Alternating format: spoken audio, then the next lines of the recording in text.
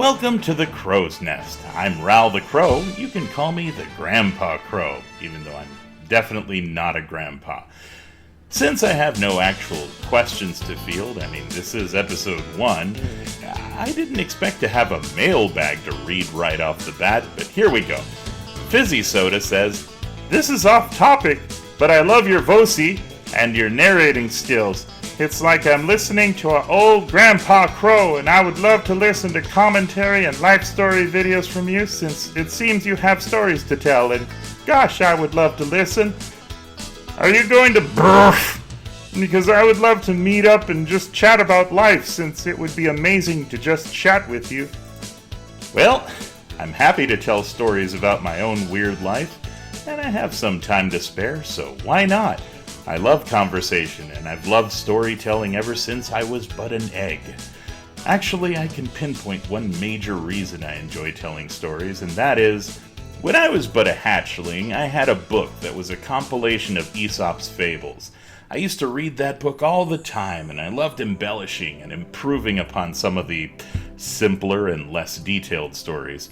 Now, you kids of today, in a world steeped in communication and the internet, many of you probably don't know the name Aesop, but many of you likely know one or several of his stories. Maybe you've heard this one, The Tortoise and the Hare, perhaps? You know, slow and steady wins the race, turtle beats a bunny in a race. Well, if you don't, remind me to tell you that one someday. Anyhow, I walked around with that book everywhere I went. I'd take it with me everywhere, to my bedroom, to the bathroom, to the dinner table, everywhere. I remember I left it in my desk at the classroom one day, and I spent the entire evening stressed out because I couldn't find it. I read each and every story in that book so many times that I could rote repeat any one of them. Hell, I even liked his simpler one-paragraph stories, because they're easier to digest as a kid. Now, the problem with his lesser-known stories is, well, they lack a plot. A lot of his stories, basically, something happens to X character, usually an animal, and some other smart-ass character, also usually an animal, would retort on their situation, and then moral of the story would pop up and the story would be over. Take, for example, the fable of the Vixen and the Lioness. Now, if I remember correctly, the story goes, a vixen was taking her pups out of the foxhole to let them enjoy the sun one fine morning. Notice how I have to use extra words to embellish, because it's a really short quote-unquote story. Anyhow, she takes her pups out one morning when suddenly a lioness crosses her path. Now, foxes tend to live in forests and tundra and such, and the likelihood of a lioness, of all things, crossing her path is, you know what, I digress. It's not important to this story, so okay.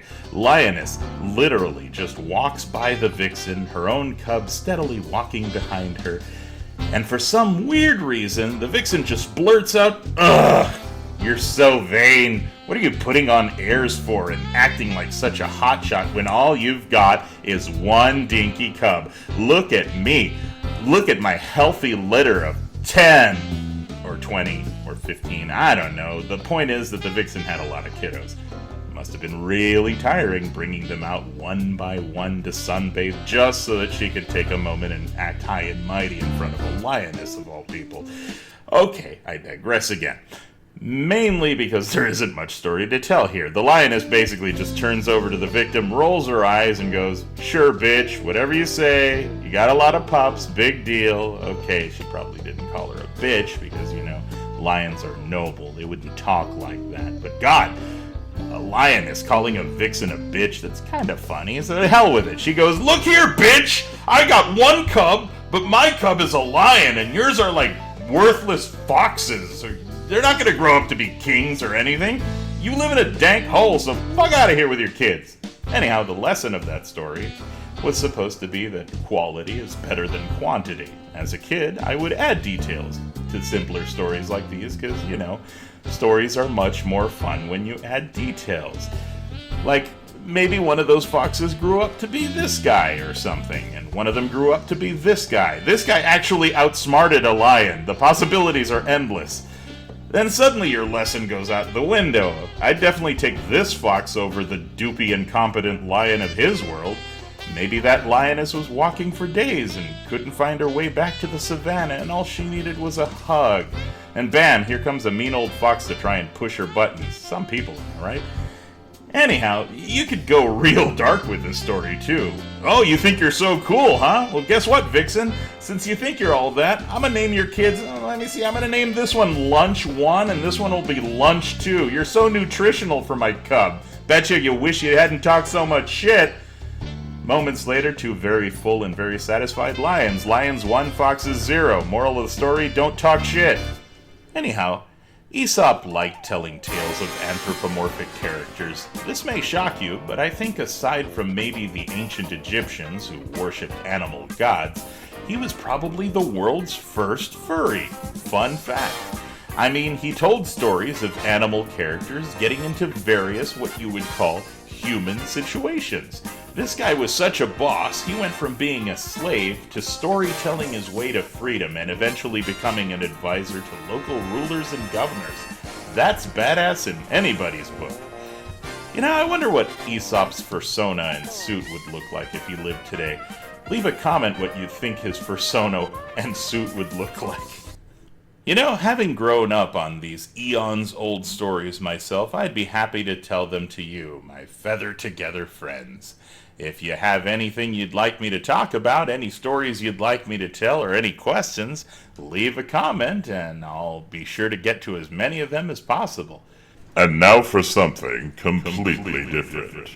Alright, so a while back I said that many people only go to furry conventions to, bury their sweet potatoes, so I looked up the words BLFC and laid on Twitter, and here's some of what I found. Everyone else I know at hashtag BLFC is probably gonna get laid tonight. Me? I have plans. Also, TMI Tuesday, given how I've not been hit up by anyone or invited to any parties, I have this great feeling that I'm going to be the one top at BLFC to not get laid. BLFC is a great con, but it seems actually getting laid at a con, even with friends, has become like pulling vampire teeth. Hashtag blunt, hashtag no bueno. Fantasizes about getting laid, finally! Maybe while at BLFC, hopefully, so can dream, yes. Pwah! Was the con that I could make it to, but I've yet to get my money back and cancel my room. Just can't afford this year. Besides, I met a bunch of jerks and only got laid 3 times last time. If I ever get my finances sorted, I'd like to go to BLFC. Everyone is talking about getting laid at BLFC, and I'm just sitting here masturbating. well, I hope I get laid at BLFC in 2018, because I didn't in 2017. As if people ain't gonna be lewd at BLFC. I went before, and I know there's something literally wrong with you if you can't get laid there.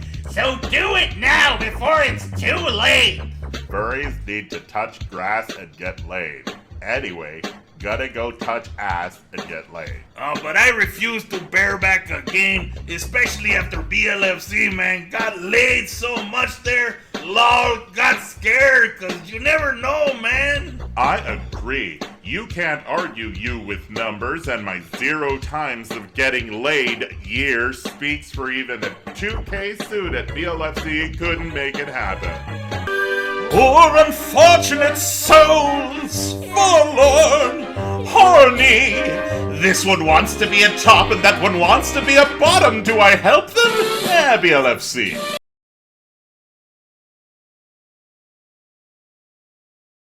Well, I hope you had fun in my nest. I'll be back to tell more stories next time, other flockers.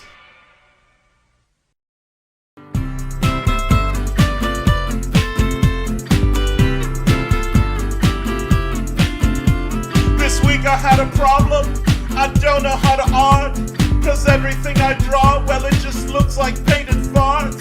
Thankfully I found one, a talented wizard. Toss a few monies his way, his art will make you hard. Owlizard.